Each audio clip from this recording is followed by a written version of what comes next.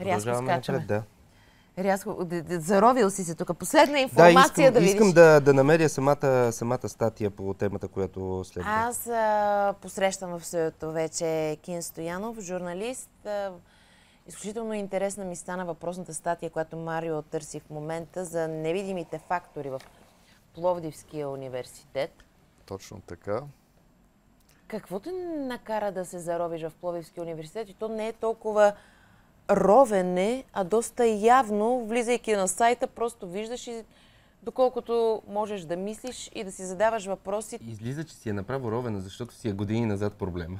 Не, той проблема е години назад, но моята мотивация е изключително сериозна.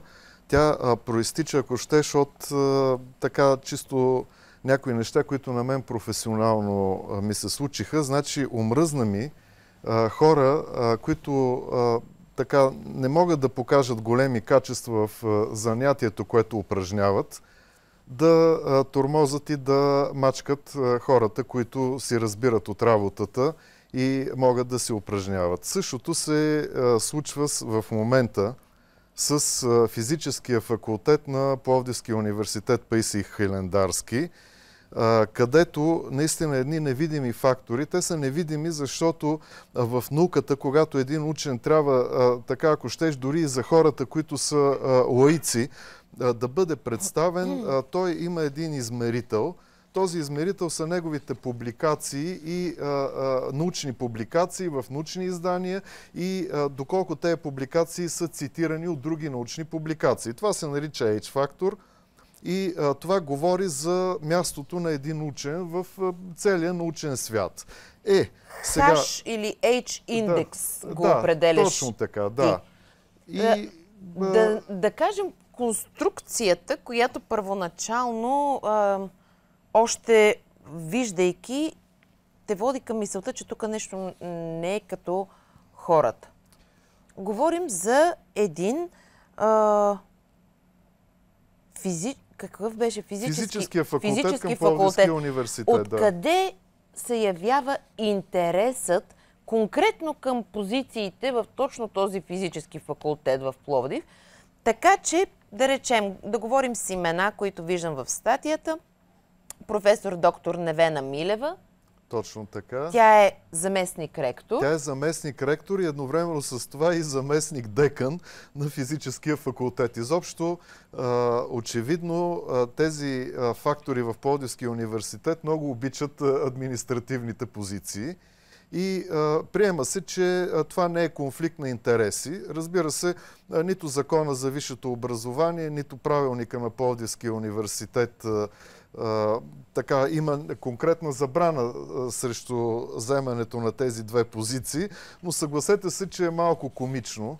Още по-комично става, когато ректорът на Пловдивския университет наскоро, при това на едно доста подложено под съмнение общо събрание на физическия факултет, ректорът филолог беше избран във факултетния съвет на физическия факултет. Ректор е филолог, обаче отива в физическия факултет. Във факултетния съвет. Аз ти казал, че винаги мога да стана специалист по ядрена физика с образование над физика. Това ли са главните проблеми, които главният Защо проблем... са толкова ценни тези административни кресла? Конкретно в този факултет физическия. Тук, разбира се, ябълката на раздора отново е свързана с пари. Става въпрос, че хората, които са подложени в момента под невероятен натиск, най-вече доцент Дянков, който, но не е той единствен. Значи, говорим за хората, които са видими в научния свят. Ние ще стигнем и до доцент Дянков, за да не говорим на зрителите, които нищо не разбират с имена. Значи, имаме един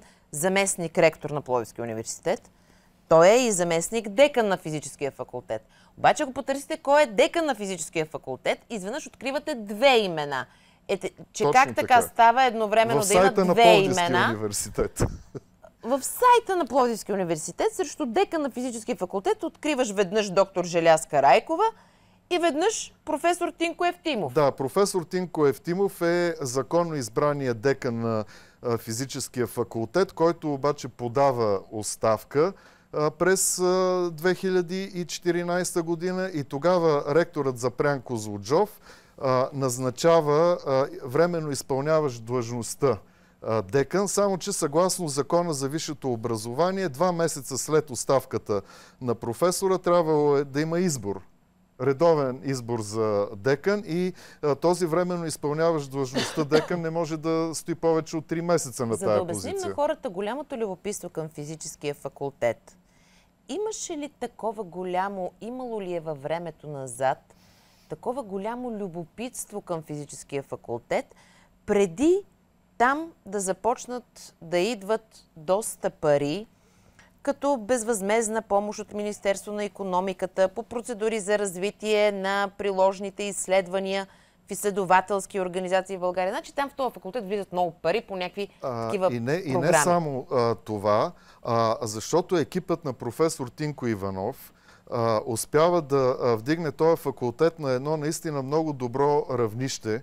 И това става ясно при последната академична акредитация на факултета. Успява да свърже обучението на факултета с бизнеса, защото в Пловдив и около Пловдив има доста сериозен бизнес, който е заинтригуван, той е заинтересован неговите работници да бъдат обучавани. Правят едно обучение така, че тези хора да учат в събота и неделя, което също така предизвиква гнева на въпросната професор Милева, че няма ли право по закон. И в момента, в който този факултет набира сила, и имаме анализи за това, какво е било. Имаме и финансово, имаме 900 хиляди лева безвъзмездна помощ от Министерството на икономиката. Да, по един проект, който е много важен не само за физическия факултет, той изобщо е важен за България, защото става въпрос за проект, който се търси да се създадат нови материали и се търси една диагностика, която може да бъде и по отношение на замърсяването на околната среда и по отношение на финна диагностика, ако щете, дори за туморни клетки. За развитие на приложните изследвания в изследователски организации в Република България. За този проект. Това е общата програма на Министерството, но проекта, който е спечелен от физическия факултет на стойност 900 хиляди лева, е свързан с тези 2 центъра и ръководител на този проект е точно доцент Георги Дянков, който в момента е на телефона. Който е в момента на телефона. Нека да го чуем. Ще коментираме тази ситуация и с доцент Дянков. Здравейте! Здравейте! Нали все още сте заместник ректор на факултета? Декан. Не, вече не съм. Бях свален преди 10 дни. Аз бих искал да кажа нещо по-конкретно за тия въпроси, които вие повдигнахте и да изясня всъщност проблема, който е същностният проблем. Така? Аз съм нов човек в университета, дойдох преди 4 години. И това искам много дебело да го подчертая. Аз нямам никаква предистория на отношенията с други колеги и не съм влизал в каквито и да било лични отношения. Преди това, около 15 години бях в чужбина, работих в различни университети и в научно-изследователски институти. Върнах се тук с вярата и желанието да се направи промяна на страната и защото дълбоко вярвам, че тая промяна трябва да се направи единствено от нас и никой друг не може да го направи. В физическия факултет намерих съмишленици, с които решихме да модернизираме образованието по физика. За тези 4 години ние свършихме доста работа, както каза господин Стоянов. В екипа на Тинко Евтимов бяха създадени нови програми, въведе се до някъде нов стил на обучение, бяха създадени нови лаборатории и особено важно, създаде се връзка с бизнеса. Ние сме първите във факултета, които обучаваме по програми, съгласуване с бизнеса, които създават кадри, подходящи за бизнеса с нужните умения и знания. Добре, доцент Дянков, защо тогава така се случи, че вие бяхте отстранен? В момента, в който подадахте сигнал, че нещо не се случва. Нещо се случва в този факултет. Да, точно така. Значи това е въпросът. Защо възниква конфликта? Конфликта възниква от май месец с издигането на тезата за реорганизиране на физическия факултет. Вие задавате въпроса защо след като всичко това е така добре, е необходимо да се разруши физическия факултет. Да? Виждате, че няма никаква логика в това. Почва да се печелят проекти, пари, идва финансиране. Точно така. Вас какво ви усъмни? Вие защо подадахте този сигнал? Защото действително се правиха нарушения, за които аз съм информирал подходящите органи. Но искам да се върна на въпроса. Защо трябва да се реорганизира физическия факултет, след като нещата върват толкова добре? Отговор е да се присвоят публични средства. Да се реорганизира факултета така, че да бъде под командването на определени хора, които да назначават свои близки на подходящите позиции и да консумират публичните фондове. Доцент Дянков, искам да ви попитам, за да може един такъв необуздан бунтар като мен да не бъде тотално обезнадежден, всеки, който подаде сигнал, рано или късно му удрят шамара. Значи, това е менталитет роден български. Има обаче... Това става и с мен. Да.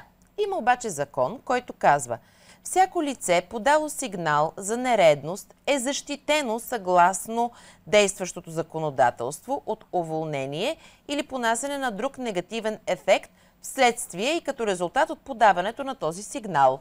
И това на вас ви го е казал министър Лукарски. Той ви е отговорил на вашия сигнал. След като сте защитен за това, че сте подал сигнал, по каква клауза, след като бяхте обвинен за хулиган и така нататък, сега сте отстранен от работа? Аз именно за това бях обвинен като хулиган, защото по друга линия не могат да ме махнат. Затова е спретната целият този компромат. Доцент Дянков, хулиган. Това е истината. И мога да кажа, че това е една прекрасна изява на авторитарния стил на управление на университета. Тези хора не са добри в правенето на наука, но са много добри в раздаването на шамари. Те очевидно по някакъв генетичен начин са свързани с партийно-комсомолските структури от едно време, които бяха много добри в това. Тази разправия с мен ми напомня разправиите комсомолско-партийни от 70-те и 80-те години. Сега, за да защитим и другата позиция, да кажем, че многократно опитахме да се свържем с ректора на Пловдивския университет. Запрян Козлуджов. От него получихме и писмо с... в отговор на нашата покана. Това, което той е написал във връзка с едни интересни точки в вашата статия, господин Стоянов. Става въпрос за това, кой е бил ръководител на въпросния проблемен проект. Господин Дянков, в статията четем, че вие сте били ръководител, след което ви е било отнето ръководството. Така ли? В момента, в който е подал... В момента, в който сте подали сигнали за нередности, вие вече не сте бил ръководител. Преди това, но сте бил ръководител на проект. Вижте, значи тук искам да внеса следното отношение. Аз съм човека, който формулира проекта като цели, задачи и критерии за изпълнение. За да може да бъдат получени едни 900 хиляди лева от среща. Точно така. Едни пари се дават срещу добър проект. Тук в случай проектът е зададен и парите са дошли. Аз съм човека, който донесе на университета 900 хиляди за структурни фондове. И обърнете внимание, това е за инфраструктура. Това не са за заплати и за командировки. Това влиза директно в фондовете на университета. Той печели проекта, но не може да го изпълнява след. За да бъдем точни и ясни и към двете страни. Доцент Дянков, бил ли сте ръководител на този проект?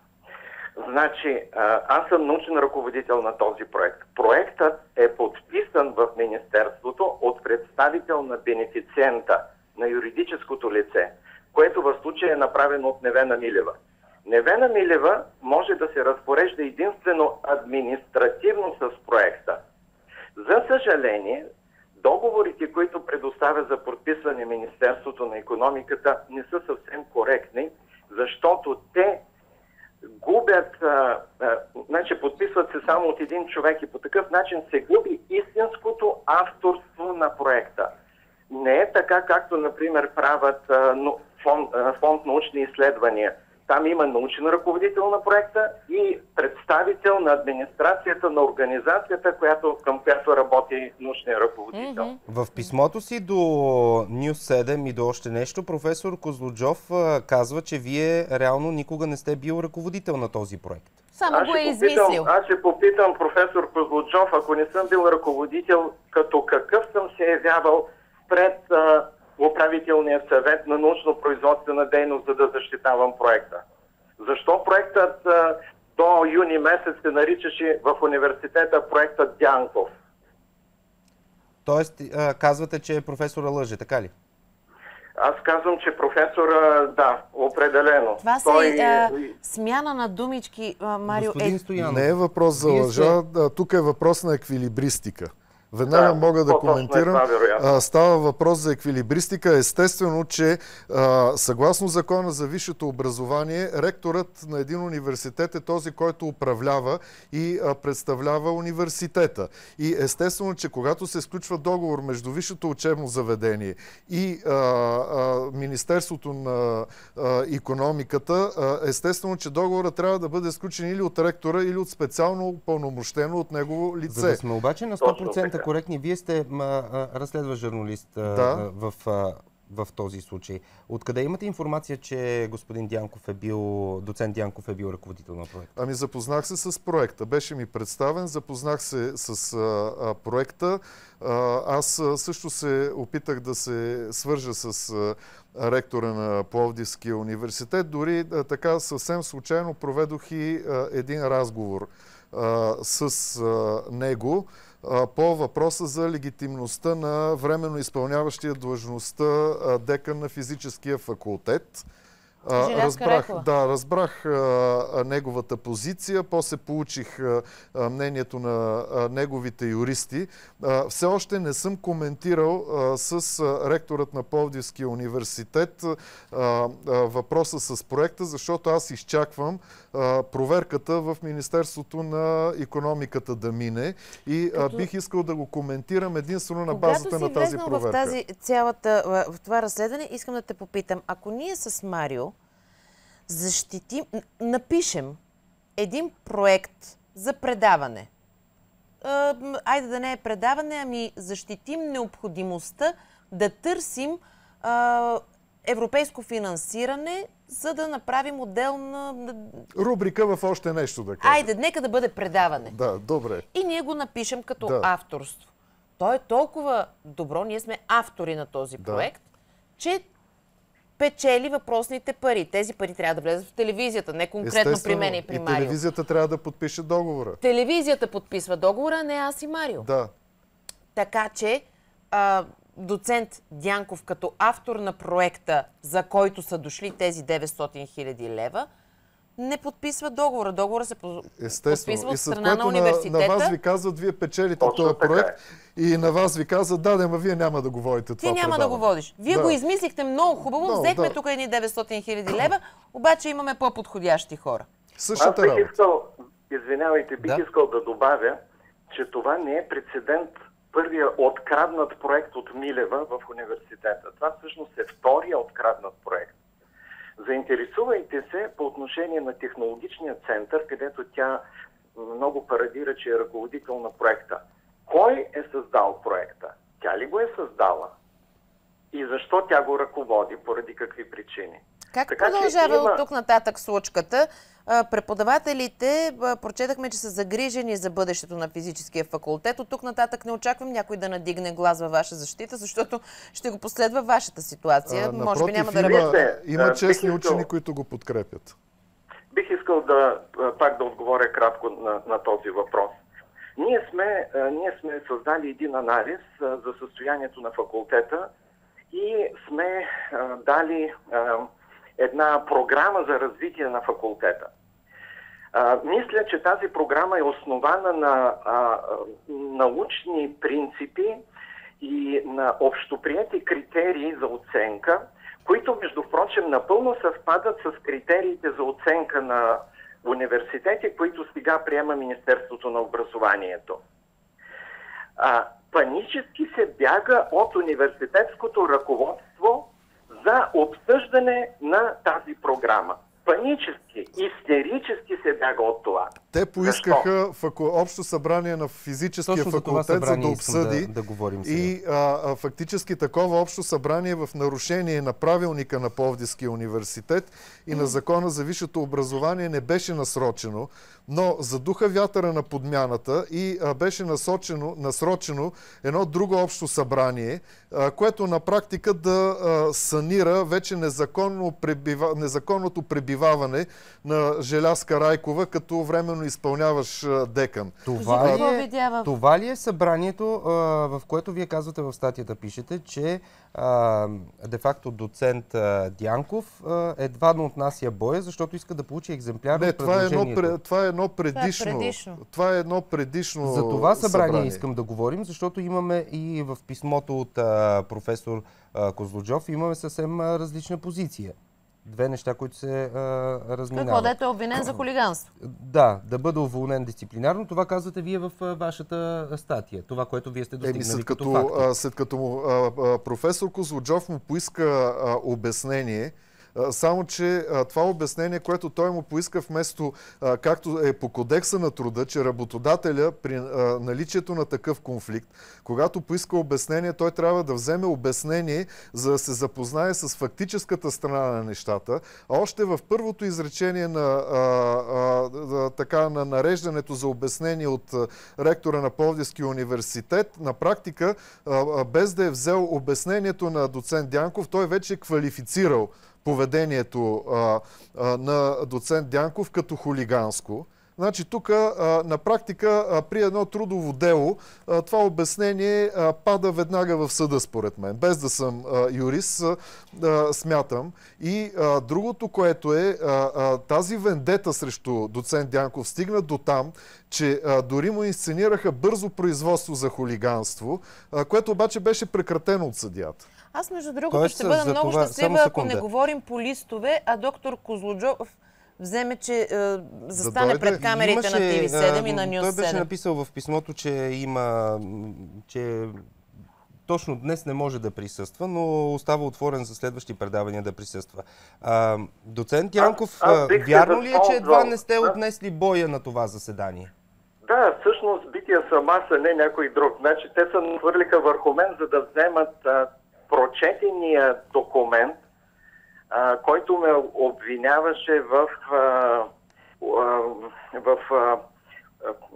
на уронване на престижа на университета, тъй като съм дал сигнал за нередностите до Министерството. Когато аз си взех документа, тогава скочиха да ме бият. Всъщност аз съм бития. Има и запис на случката. Добре, но сега ще ви кажа какво получихме ние като обяснение за тази случка от професор Козлуджов. Истината е, цитирам неговите думи, истината е, че по време на този факултетен съвет доцент Георги Дянков се е държал грубо с колегите из декана, като след заседанието е ударил в лицето декана доцент Желязка Райкова. Вярно ли е това? Защо трябва да я удрям? Каква е логиката на това поведение? Ние питаме и двете страни. Получили сме нещо и за това. Пред 20 човека аз трябва да не съм наред, за да ударя някого. И ако не разбирам каква е логиката. И обърнете внимание, че на това бързо производство, което се организира, само 2 човека са видели как съм ме ударил. И при това тези 2 човека са абсолютно заинтересовани от това да се възползват от проекта, за който става дума. Ударената доцент доктор Желязка Райкова и ректора Козлуджов, те ли са видяли единствени този? Не, ректора там го нямаше. Значи, освен Желязка Райкова, още 2 са видели. А истина ли е, че е прекратено това дело и е върнато? Да, и е върнато до районна прокуратура Пловдив с мнение за повдигане на обвинение за по-тежко престъпление. Едро хулиганство. Значи такова нещо в определението на съда няма. Не знам откъде това е взето. Това е от писмото на... Ако той действително, ако ректора на Пловдивския университет твърди такива неща в официално писмо до вас, аз ще ви помоля да го предадете на доцент Дянков, защото той ще има пълно основание да повдигне производство за клевета. За клевета и обида спрямо ректорът на Пловдивския университет, който в случая се явява дори в качеството си на длъжностно лице. ако твърди тези неща, защото нека да уточним нещо от наказателния процес.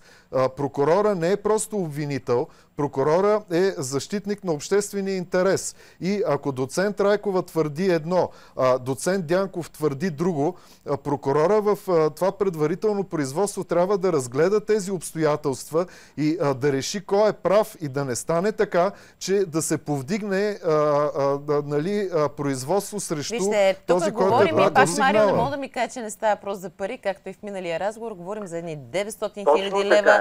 И професора, ректор Козлуджов, поне да се беше съгласил да се включи по телефона в тежкия му зет понеделник. Имаме значителни различия в това, което сме получили като писмо и това, което има в стадията и това, което се чува в момента. Тук оставяме отворена темата.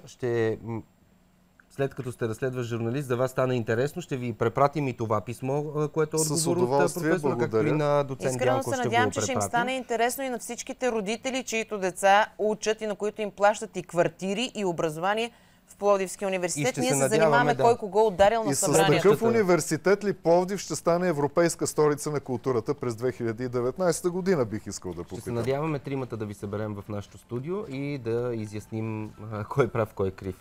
Стигнахме до ситуация, в която седиш и си мълчиш, защото ако надигнеш глас, ще изкарат хулиган, побойник или кажи, че нямаш сестра.